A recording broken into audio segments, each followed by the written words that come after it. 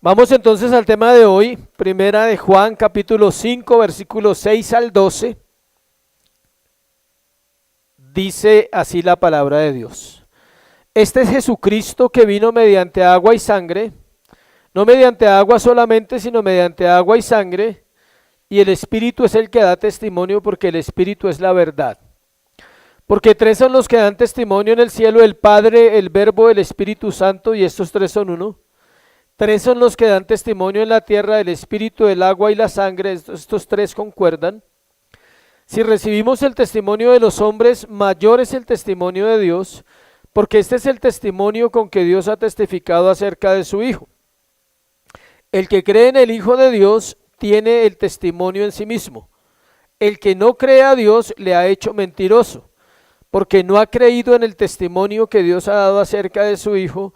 Y este es el testimonio que Dios nos ha dado, vida eterna, y esta vida está ¿en quién? En su Hijo Jesucristo. Padre, gracias por esta mañana, Señor, gracias por la oportunidad que tenemos de escuchar tu palabra.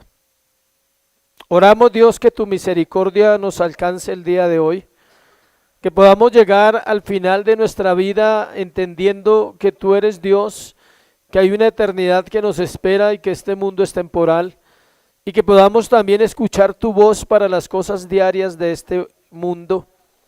Oramos porque la iglesia permanezca y la iglesia pueda perseverar en Cristo Jesús. Amén y amén. El testimonio de Dios se llama el sermón de esta mañana, el testimonio de Dios. Vamos cerrando la primera carta del apóstol Juan y ahora veremos cómo Dios mismo da testimonio de él. Todos los capítulos y todos los versículos de la carta, Juan tiene una sola intención: revelar al Cristo encarnado, es decir, al Dios que se hizo ¿qué? Hombre, al Dios que descendió del cielo a la cruz. Cuando llegué a la iglesia hace más de 20 años, había una canción, todavía se toca y todavía la cantan, que dice que descendió del trono a la cruz para mi alma librar. Descendió del trono a la cruz, esa fue la obra de Jesús. Él estaba en su trono con su Padre eternamente.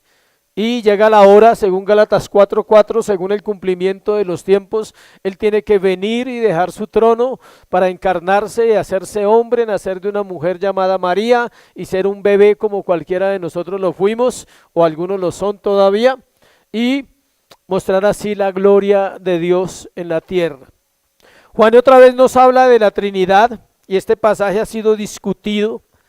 El versículo 7 no lo vamos a mirar porque hay unas dudas respecto al versículo 7, no aparecen los originales, es decir, el versículo 7 dice lo mismo que el versículo, el versículo 8 dice lo mismo que el versículo 6 y ha habido una gran discusión los últimos 2000 años sobre ese versículo.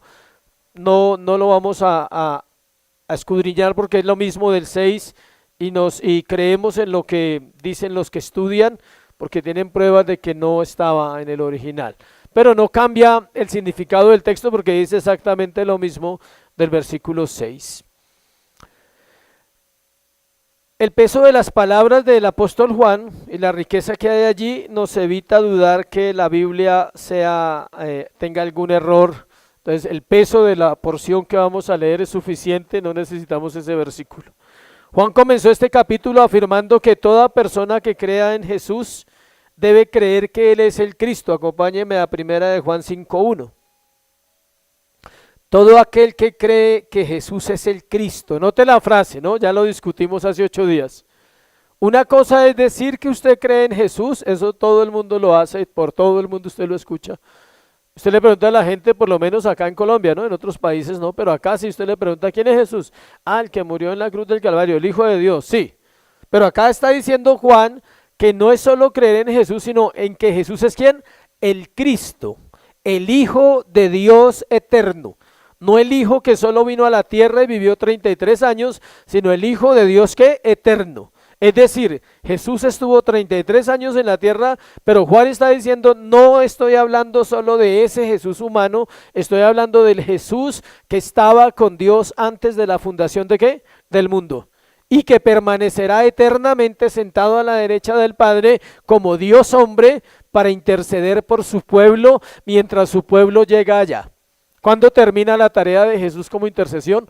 Como intercesor, mientras llegamos allá, porque allá estaremos todos con Él. Toda la carta es sobre el Hijo de Dios, Jesús, hecho hombre, hecho carne, pero resaltando que era el hombre Dios. Toda la carta, eso es lo que trata Juan. Por eso nos lo ha recalcado, nos lo ha puesto en la cabeza cada semana, y lo mismo que la escuela. Si a usted en la escuela le quedó el concepto del reino, quedamos contentos con que le quede el concepto que Jesús es Dios. Jesucristo es el punto clave de la historia redentora. El Padre ha atestiguado varias veces que Él es el Mesías, que Él es el Salvador eterno. Toda la escritura tiene que ver con Jesucristo. Desde Génesis a Apocalipsis se habla de Jesús. La primera vez que se hace una referencia a Jesús es en Génesis 3:15. Que de la mujer nacería uno que le aplastaría la cabeza a Satanás. Él es Cristo. El contexto de la maldición que se ve en ese versículo debía esperar hasta la consumación de los tiempos, hasta que apareciera ¿quién? El libertador de los hombres, el que daría una promesa de esperanza. Más adelante, Dios reiteró su promesa de enviar a su Hijo, quien gobernaría como rey a través de la tribu de Judá. Ya lo vimos. Si ve, de Génesis 3:15 hay una promesa que nacería uno, y en Génesis 49:10 hay una promesa que dice que de ese linaje nacería un rey que eterno.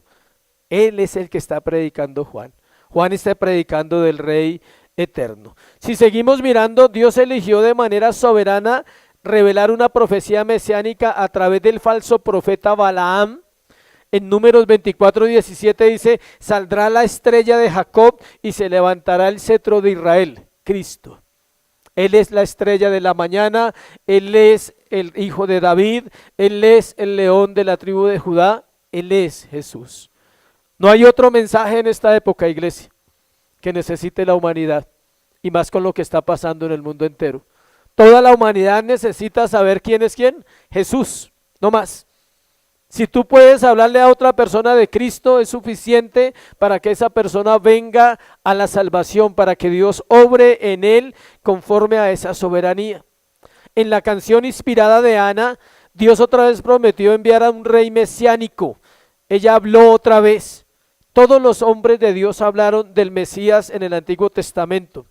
En el Salmo 2, el salmista reitera la gran esperanza del rey venidero, el rey mesiánico. Nosotros, escuche esto, el Antiguo Testamento esperaban al Mesías. Nosotros estamos en nuestro Antiguo Testamento. Estamos esperando ¿a quién? Al Mesías. Hoy la iglesia ¿qué? Lo espera. Ven, Cristo dice. El Espíritu y la esposa dicen ¿qué? Ven, Señor Jesús. Es como si nosotros estuviéramos como ellos estaban hace miles de años, con una gran diferencia, que ya vino y nos dejó su palabra, nos dejó la cruz, la obra de la cruz. En la cruz su corazón se reveló, en la cruz entendimos un poquito quién es Dios y entendimos Juan 3:16, porque de tal manera amó Dios al mundo, que dio a su Hijo unigénito, para que todo aquel que en él cree no se pierda, mas tenga vida eterna. El profeta Isaías en 7:14 dijo: de una virgen nacerá uno, y dijo el nombre del Mesías 700 años antes que naciera. ¿A quién le ponen el nombre 700 años antes? Los hijos cuando van a nacer hay que pensar en un nombre, ¿no? Pero esos son 2 mesecitos antes o 3 mesecitos antes. Pero Dios pensó y envió su nombre 700 años antes de que naciera. Su nombre era Emmanuel, Dios con nosotros. Jesucristo significa, por si a alguien ya se le olvidó o no lo recuerda, el ungido, el Mesías. Jesús es el hombre y Cristo es el Mesías. Por eso se llama Jesucristo, Dios hombre. El profeta Oseas dijo que sería llamado de Egipto, que vendría de Egipto, y él fue llamado, estuvo en Egipto. Jeremías, en el intento de asesinarlo en medio de la matanza de los inocentes por parte de Herodes, dijo que Raquel llora por sus hijos, porque él es descendiente de Jacob también, y profetizó la matanza de Herodes. Malaquías dijo que él era el precursor, Malaquías habló del precursor, que era ¿quién? Juan el Bautista. He aquí viene uno, dice, y enviará su mensajero. El camino para el Mesías fue abierto en el Antiguo Testamento. Isaías dice que predicaría en Galilea.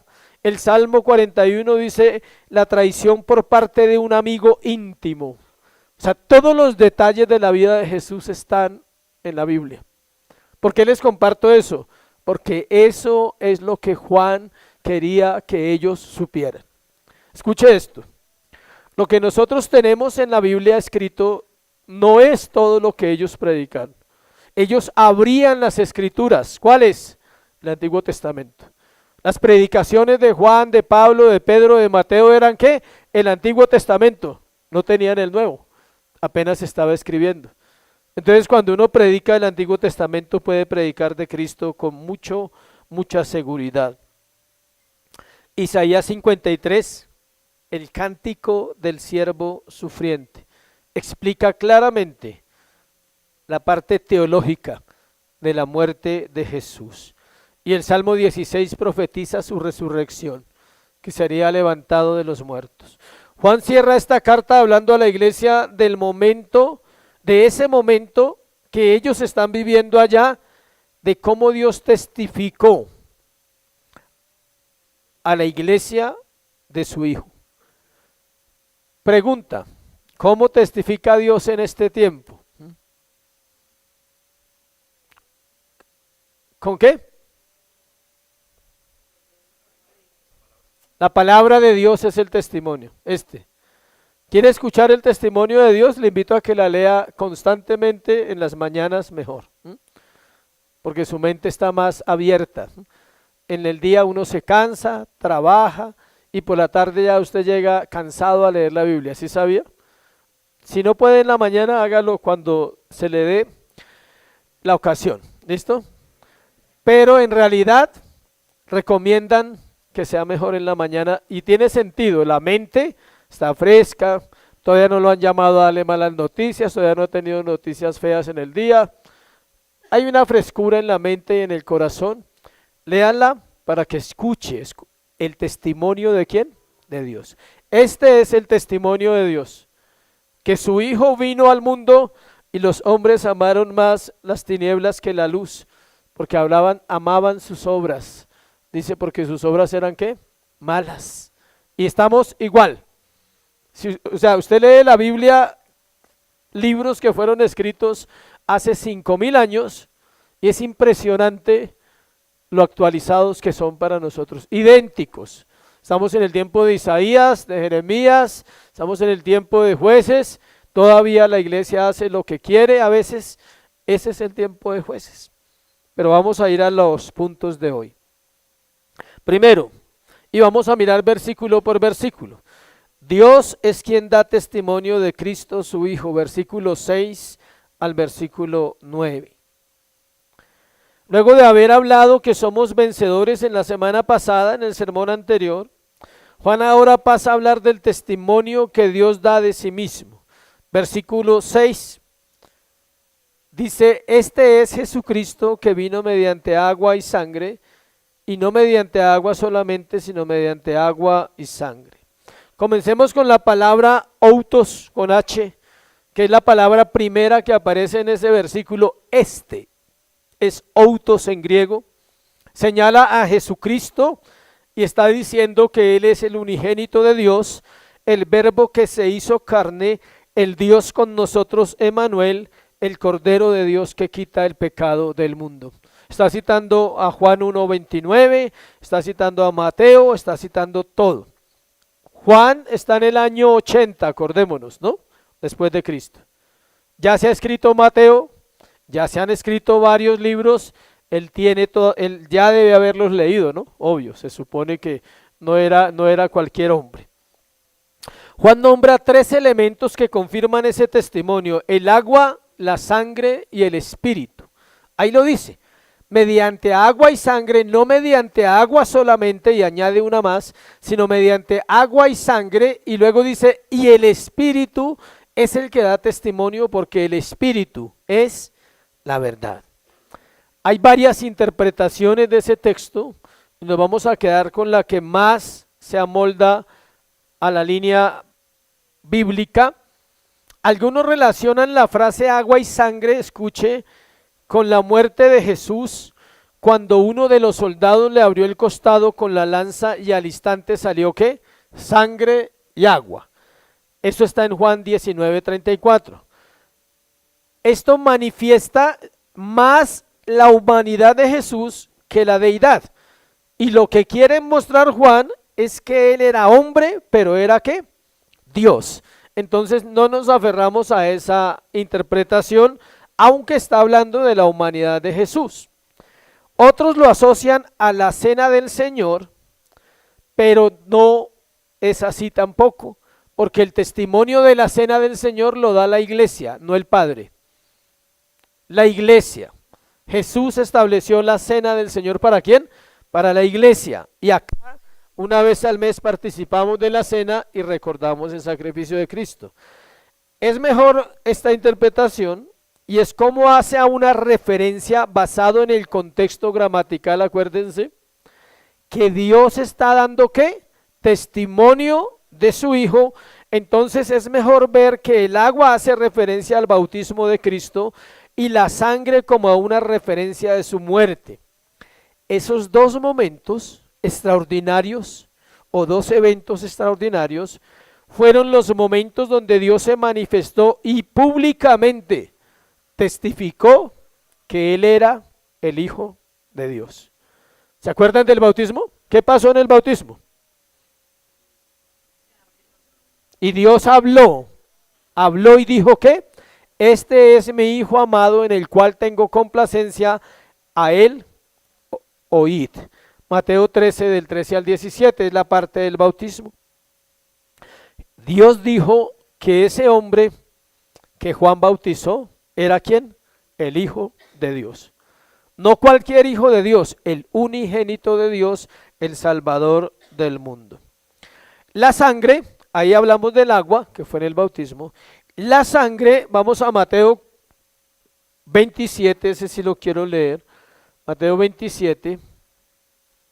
Ahorita volvemos a la carta. Versículo 45.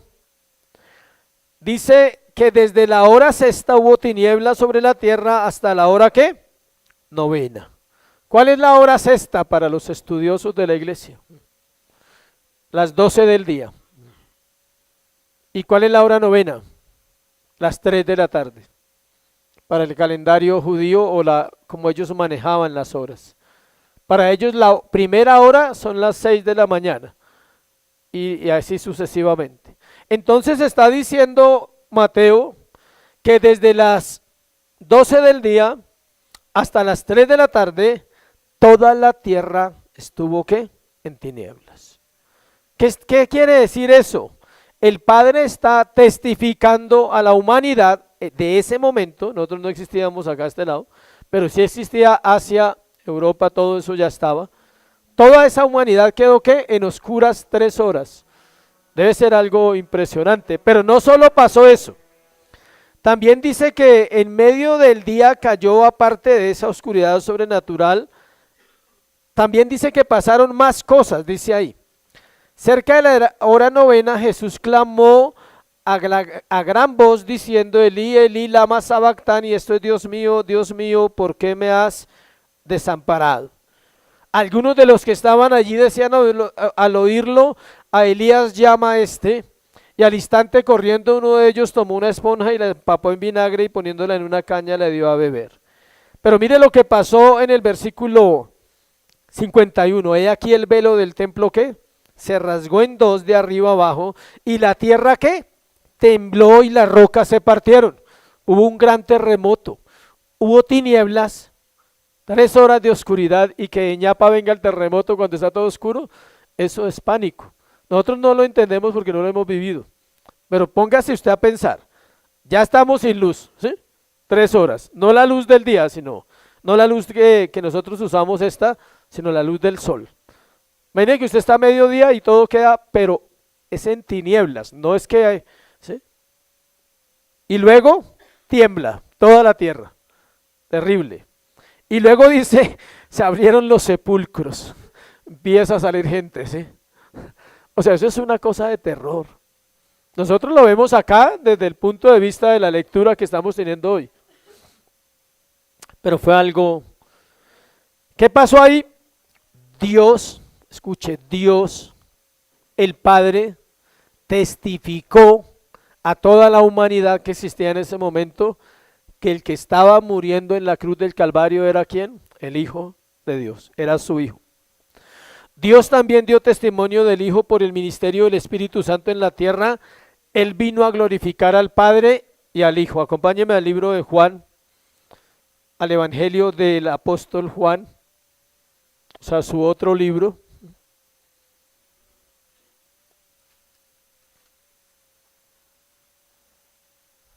Juan 14, 17, vamos a leer unos versículos del Evangelio de Juan. Juan 14, 17, el Espíritu de verdad, al cual el mundo no puede recibir porque no le ve ni le conoce, pero vosotros le conocéis porque mora con vosotros y estará en vosotros. Leamos desde el 15 para entender la lectura. Si me amáis, guardad mis mandamientos, y Jesús dice, yo rogaré al Padre y os dará otro consolador para que esté con vosotros para siempre, y dice, ¿quién es? El Espíritu de verdad, el cual el mundo no puede recibir porque no le ve ni le conoce, pero vosotros le conocéis porque mora con vosotros y estará en vosotros. El Espíritu Santo vino a la tierra después de que Jesús murió en la cruz del Calvario, pero vino con un solo propósito. ¿Cuál? Glorificar al Padre y al Hijo.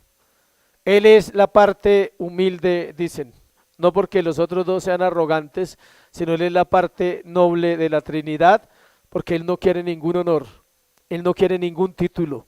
Él dice, a mí no me importa si en la iglesia no hablan de mí, hablen de quién, de Jesús. Así es el Espíritu Santo de esa parte que no entendemos de Dios. Él dice, yo no vine a llevarme la gloria. Por eso, el abuso de la doctrina del Espíritu Santo trae tantos errores en las iglesias. Por eso es que hay tantos errores en las iglesias, porque terminan predicando solo del Espíritu Santo y abandonando la predicación que Cristo céntrica. Por eso se le adjudican una cantidad de cosas a Él que Él no hace. ¿Sabe qué es lo único que Él hace? Glorificar al Hijo. Él dota a la iglesia de dones, Él es el que hace la obra redentora en usted, Él es el que vive en usted, Él mora en nosotros.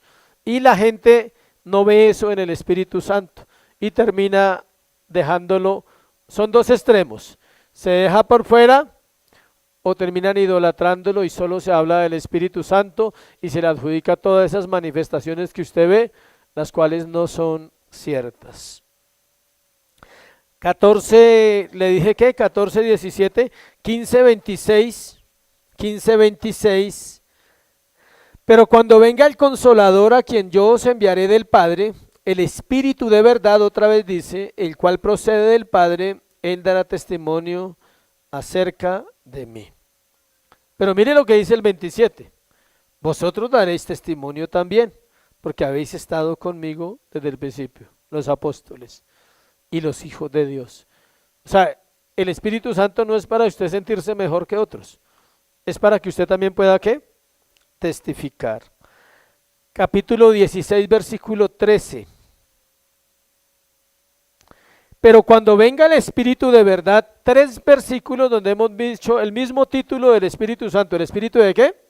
De verdad.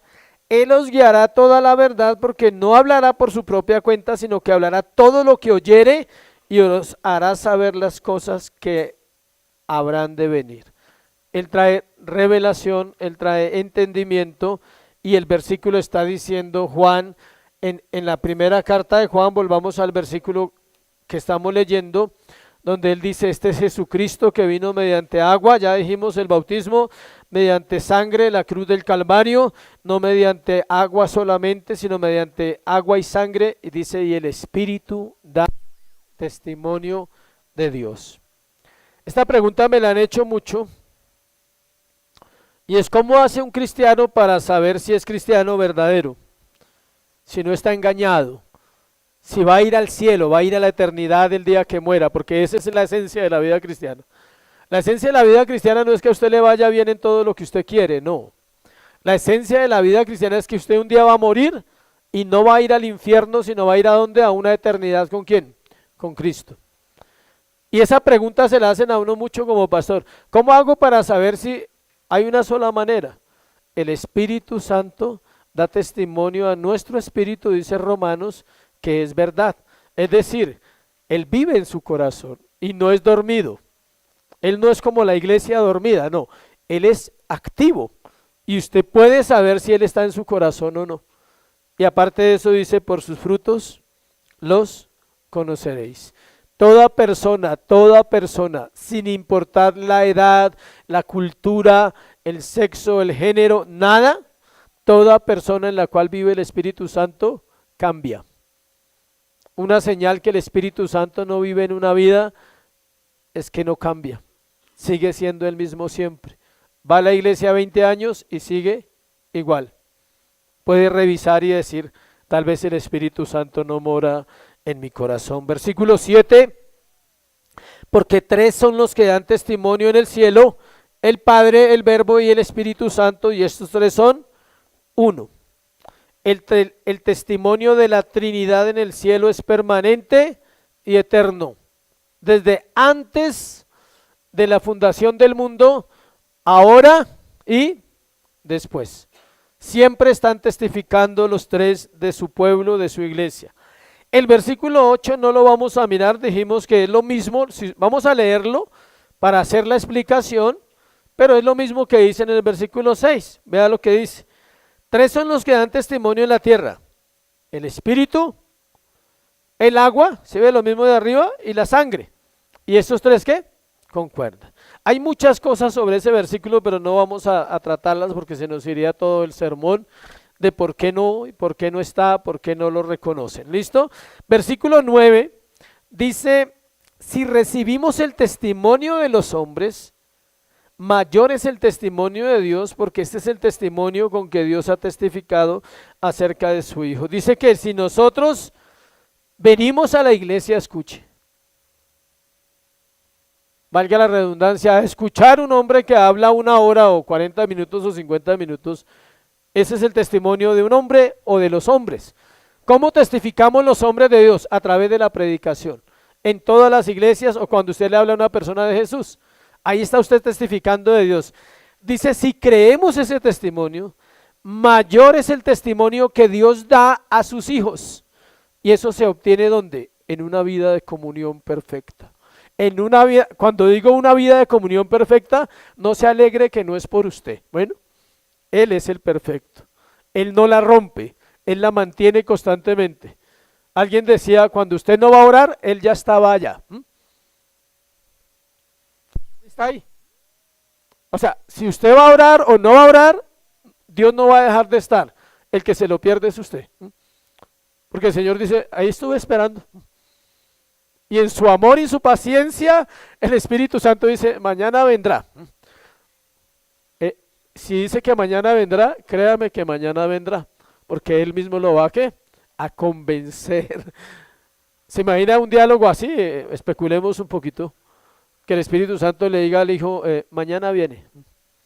¿Lo vas a convencer? Claro, mañana lo voy a convencer para que esté aquí. Porque ¿quién convence al hombre de pecado? El Espíritu Santo. De justicia y de juicio. Dios lo hace de una manera espectacular. Segundo, el propósito del testimonio de Dios, versículo 11.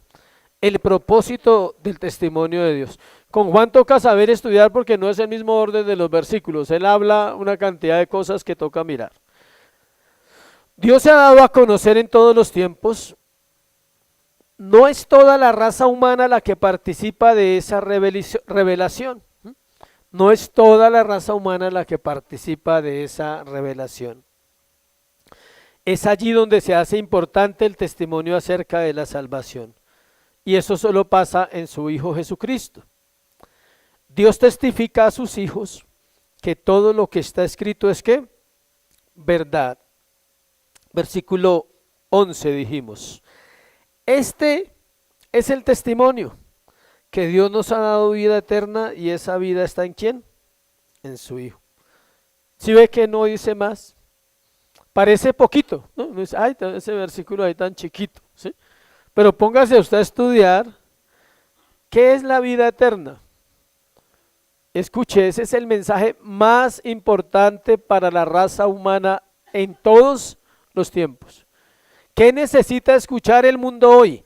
Que hay una vida eterna porque la gente está perdiendo la vida.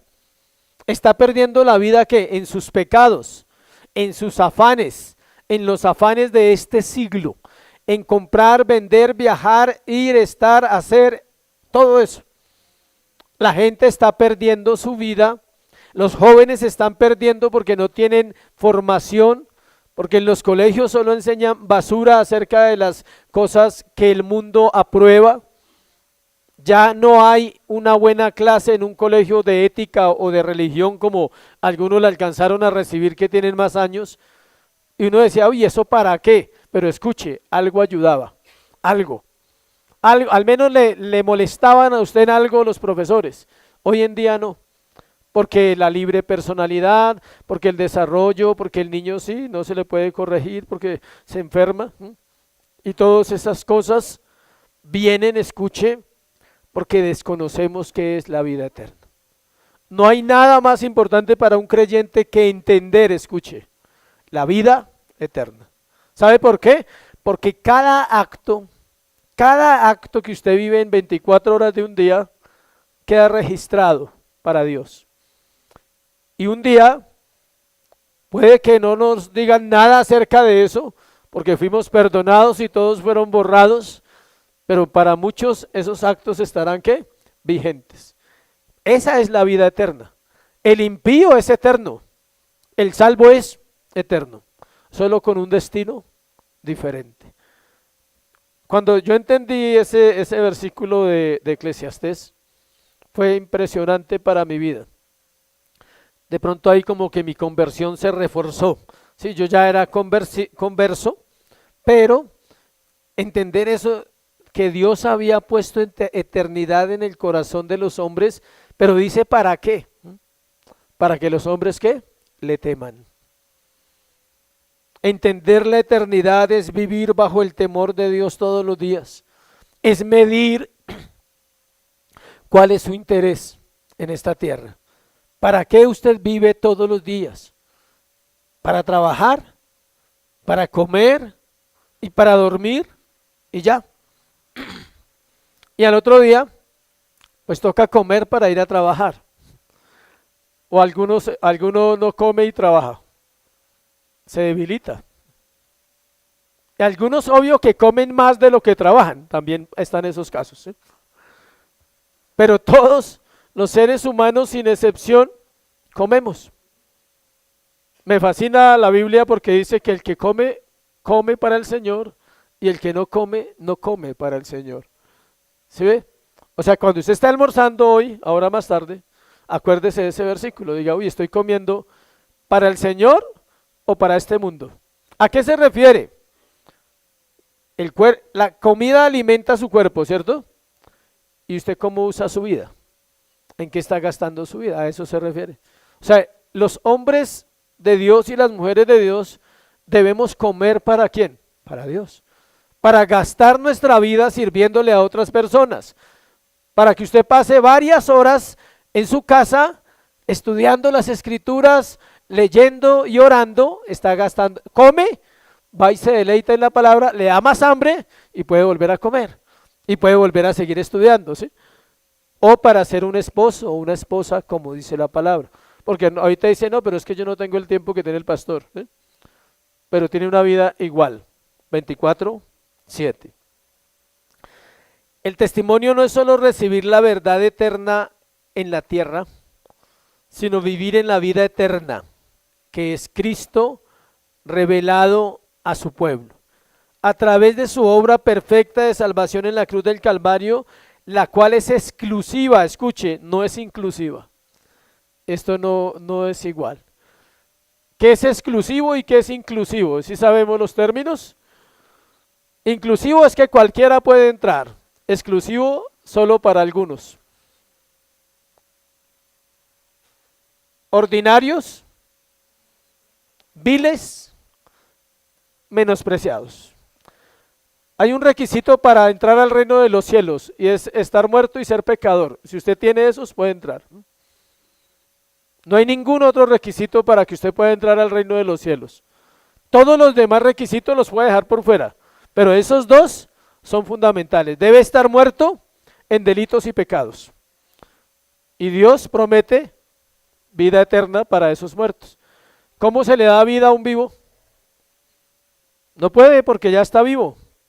¿Cómo se sana a alguien que ya está sano? No, por eso Jesús dijo, yo no vine a llamar a ¿quién? A justos, sino a pecadores al arrepentimiento, porque los fariseos eran justos. Dijo, yo no vine a sanar a los sanos, y dice que los médicos no pueden sanar a ¿quién? A los sanos. ¿Para quién son los médicos? Para los enfermos. Y esa es la forma como Dios revela la vida eterna. Dice, estás muerto, necesitas vida eterna. ¿Estás enfermo? Necesitas medicina, sanidad. ¿Estás sordo? Necesita oír. ¿Está mudo? Necesita hablar. Los mudos hablarán, los sordos oirán, los cojos saltarán. Ese es el evangelio. El evangelio hace hablar a los mudos. Es el único que hace hablar a un mudo. Usted está pensando que es que van a orar por un mudo y esa forma. No, no era eso. Jesús lo mostró así, pero la verdad espiritual era más profunda. Él dijo, los mudos hablarán. Los que están callados, esperamos que los mudos hablarán en congregación en la iglesia. Amén. Esperamos que los sordos, ¿qué? Oirán, pero para obedecer, ¿sí? Porque todos oyen. Dice, el que tiene oídos para oír, ¿qué? Oiga. ¿Alguien no tiene oídos? Gracias a Dios todos los tenemos. Ahora, el que tiene oídos para oír, oiga para obedecer. ¿Y cojos? La vida eterna, en la vida eterna, dice el profeta Isaías, no entrará nadie lisiado. En el momento de la salvación Dios restaura todas nuestras facultades, solo que no las ejercitamos. Es decir, no pueden haber cojos. Dios los va haciendo caminar poco a poco. La pregunta es, ¿cómo estás? ¿Estás cojo o estás caminando? ¿Realmente estás caminando en el evangelio? ¿Y has empezado a notar que la cojera ha desaparecido? ¿O sigue la cojera? ¿O solo está viendo por un ojito todavía? Algunos están viendo por un ojito. Tercero, ¿cómo debemos responder al testimonio de Dios? Versículo 10, versículo 12. El que cree en el Hijo de Dios tiene el testimonio en sí mismo. Note esa frase tan bonita. El que cree en el Hijo de Dios tiene el testimonio en sí mismo. Si Dios no hubiera usado a Juan para hablar ese versículo, y si Dios mismo, digamos, lo hubiera dicho él ahí sin el intermediario, él hubiera dicho simplemente, el que cree en el Hijo me tiene a mí. Y ya, eso era toda la verdad. Es decir, el que cree en el Hijo de Dios tiene al Hijo de Dios en sí mismo. Escuche esta frase. El Hijo de Dios, Jesús, es el testimonio de Dios. Él es el testimonio de Dios.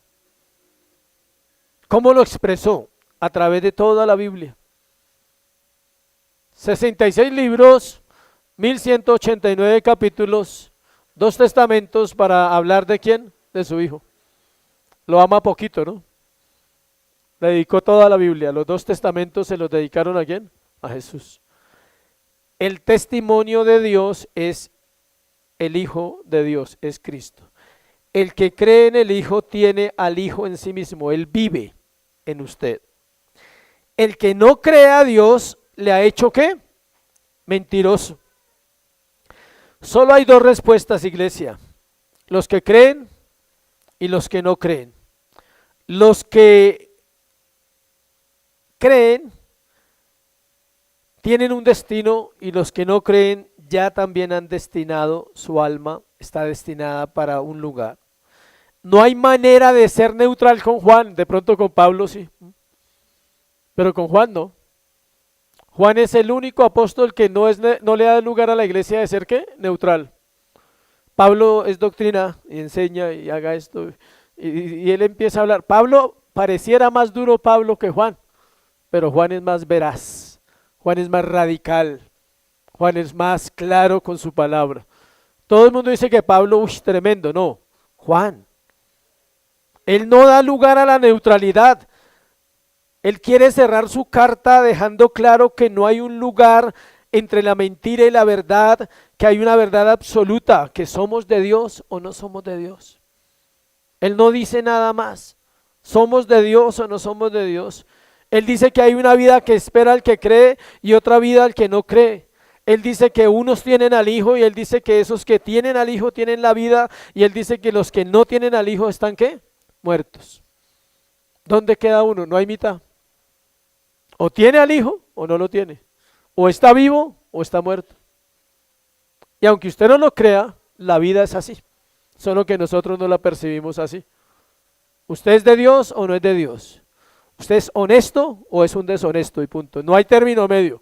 No es que a veces me toca. Usted es deshonesto porque a veces le toca ser deshonesto, entonces usted no es honesto. Nosotros vivimos esa vida sin darnos cuenta. Recogemos, ¿o qué? Desparramamos.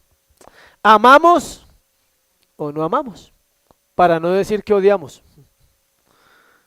Cuando usted no ama, cuando usted ama, no está odiando. Cuando no ama, usted no puede conformarse con decir, es que yo no amo, no, usted tiene otro sentir por esa situación. O aborrece o ama. ¿Qué es aborrecer? Amar menos. ¿Sí ve? No se asuste. Puede amar menos. Hay cosas que usted ama menos en este mundo, ojalá todas. Y hay alguien a que usted debe amar, Dios. Aquí vemos la exclusividad otra vez del Evangelio. Podemos ver la doctrina de la elección que sin nombrarla está en toda la carta. ¿Sí la notaron o no?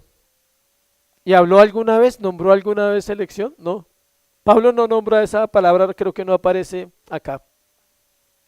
Juan, aquí no aparece la palabra elegidos, como sí la usa Pablo muchas veces. Pero toda la carta va dirigida ¿a quién? A los elegidos, a la iglesia, al pueblo de Dios, al remanente, a los que Él escogió. Dice que el versículo, estamos en versículo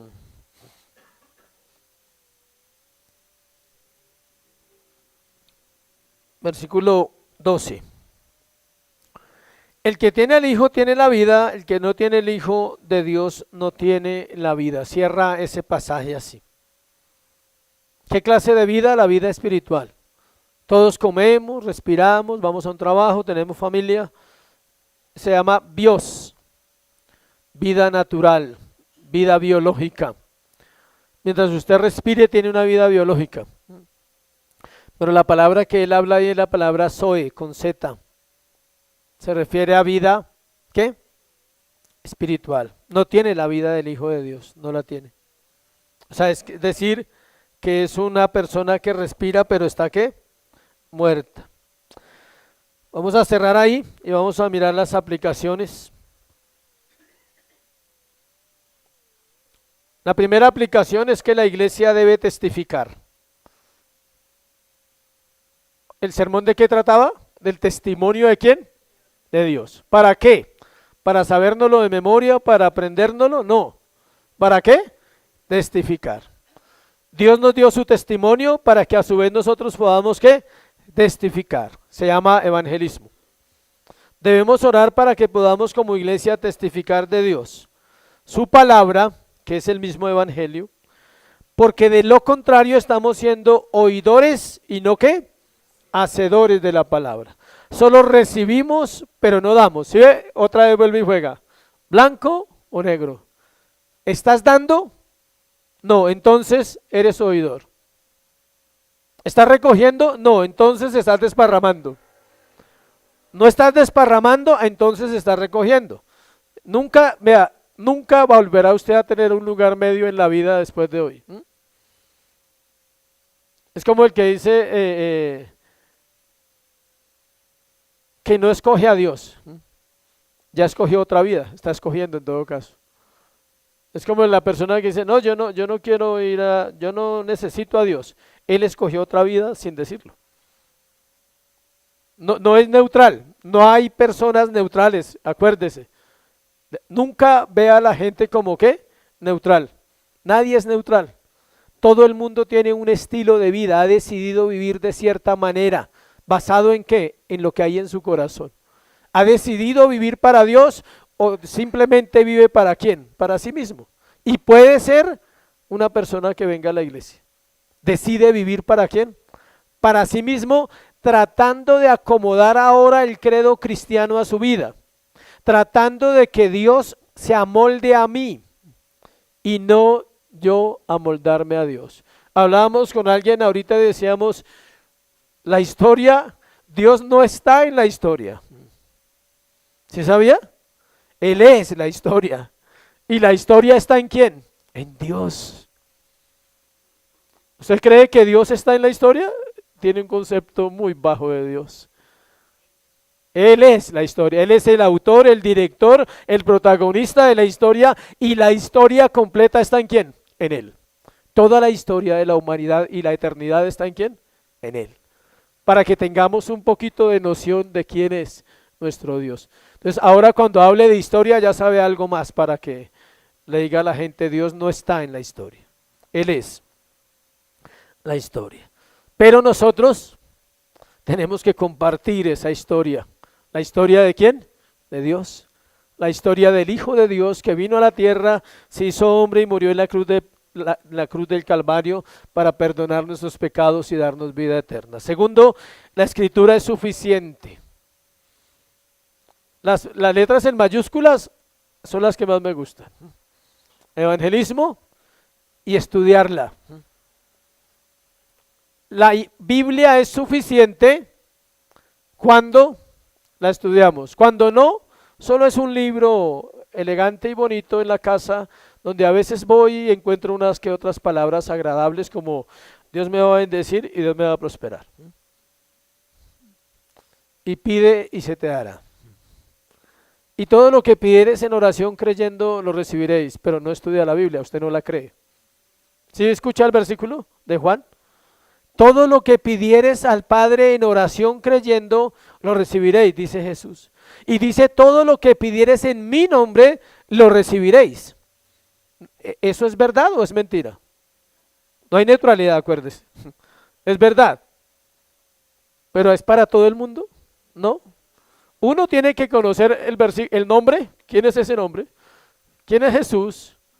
Debe conocerlo para que usted tenga confianza. Decir, ¿puedo pedir en tu nombre? Pide, no hay problema, nos conocemos bien. Tenemos una buena relación, puedes pedir al Padre lo que quieras. Él es el mediador. Pero usted va a pedirle a Dios en el nombre de alguien que usted no conoce. Solo porque usted dice, en el nombre de Jesús. ¿Sí sabía que esa es una de las muletillas que la iglesia siempre maneja? La iglesia tiene muletillas y dialectos. Gloria a Dios, hermano. ¿Gloria a Dios de qué? O sea, no entiende lo que dice. ¿Sí? Cuando usted dice amén, para los hermanos amenistas, que aquí no hay, gracias a Dios, ¿no? Está diciendo que así sea. O sea, que cuando usted le dice a una persona algo amén, usted está diciendo así sea, tal como tú lo estás diciendo, así está escrito en la palabra y así tiene que suceder. O yo, para que no sea tan ligero en su amén. Amén. Puede decir amén, tranquilo.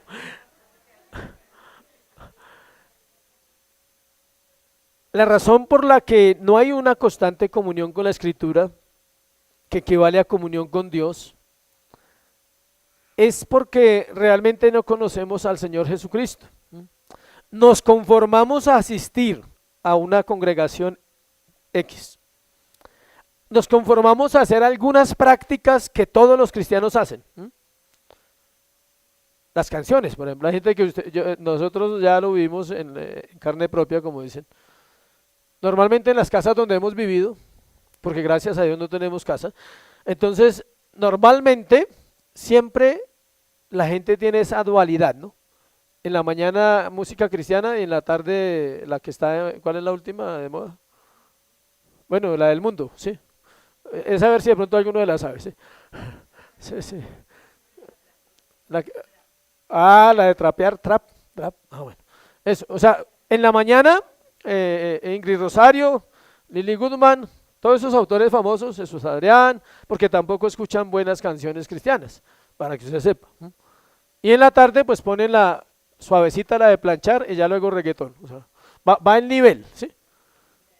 Escuche, personas que pueden asistir a una iglesia. Normal. Entonces, claro, usted llega en la mañana y dice, uy, están orando, y por la tarde están madreando. Algo pasó. O sea, no hay una coherencia, no es el mismo de la mañana al de la tarde. Entonces, podemos asistir, podemos tener algunas prácticas, pero la esencia de ser cristiano, escuche, es conocer a Dios únicamente a través de ¿qué? De su palabra. Y para eso tenemos que estudiarla.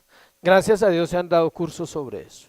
Debido a esto, en algún momento, la persona se puede cargar con su cristianismo y puede menguar y desaparecer de la iglesia. Y podemos dar cabida al pecado y así la liviandad y acostumbrarnos a vivir así. Entonces ya vamos a cualquier lugar y no hay problema. La lucha es si somos salvos o no salvos al llevar una vida así. Tercero y última aplicación. Solo los salvos reciben el testimonio para obedecer. Entonces, evangelismo, esto es la práctica del sermón. Nos da lo mismo hacer una super exégesis o super hermenéutica del estudio del texto que estamos mirando, si no ponemos en práctica estas cositas: evangelismo, estudiar la palabra y obedecer. Esto nos lleva a revisar nuestra vida cristiana y buscar en oración que el Señor nos conceda el don del arrepentimiento. Eso es lo que hay que hacer. Tal vez alguno identifique y diga, yo estoy como en la aplicación número 2. Asisto y tengo algunas prácticas elegantes, pero todavía no hay esencia en mi vida de estudiar la Escritura. Todos los que están acá, a excepción de las personas que nos visiten hoy nuevas, todos los que están acá no tienen excusa ya, a excepción de los nuevos, porque es una iglesia que les enseña la Biblia y se les ha exhortado durante 6 o 7 años a estudiar las Escrituras. O el tiempo que usted lleve acá, siempre ha escuchado eso. Usted no puede decir, no, pero es que en la iglesia nunca me dijeron que estudiara la Biblia. Todas las semanas se le dice, hermano, por favor, estudie las Escrituras. Es para su bienestar, no es para mí. Yo tengo que hacerlo porque es mi bienestar espiritual. El decreto de Dios se cumplirá con nosotros o sin nosotros. Los afectados seremos cada uno por no tomar la vida cristiana en serio, porque es equivalente, escuche, a rechazar el testimonio de Dios. ¿Sí sabía que muchas iglesias son idénticas a la generación de Jesús? Y oramos porque esta iglesia no sea así. Muchas iglesias actuales son idénticas a la generación de Jesús. Estoy hablando de iglesias doctrinales, no iglesias liberales. Iglesias doctrinales pueden ser iguales a los que estaban en el momento en que apareció Jesús, porque si algo conocían era ¿qué? Doctrina. Jesús dijo, en la cátedra de Moisés se sientan, dijo, hable con ellos y verá que lo vuelven a usted nada acerca de la ley, desde Génesis a Malaquías. Dice, pero no hagan lo que ellos hacen. Hagan lo que ellos dicen, pero no hagan lo que ellos ¿qué? Hacen. Porque el conocimiento, se cumple la palabra, envanece al cristiano. Se siente orgulloso de conocer ciertas doctrinas, ciertas cositas, ya maneja aquí, ya maneja allí, pero su vida interior, iglesia, no está mostrando el fruto porque no estamos evangelizando. El testimonio de Dios para la iglesia es solo uno, predicar el evangelio, no hay más. Él nos dio a Cristo para ello. No se preocupe si le dicen que no, preocúpese por no hacerlo. hágalo. Si le dicen no, ¿quién pierde? ¿Usted? ¿Pierde algo? ¿Va a cambiar su vida económica, su vida familiar porque una persona le diga, no creo en Dios? Ah, bueno, no, tranquilo, no se preocupe. Pero créame que alguno vendrá a Cristo porque está ordenado ¿para qué? Para salvación. Oremos que Dios nos ayude a permanecer y nos transforme con su testimonio. Amén. Póngase sobre sus pies, vamos.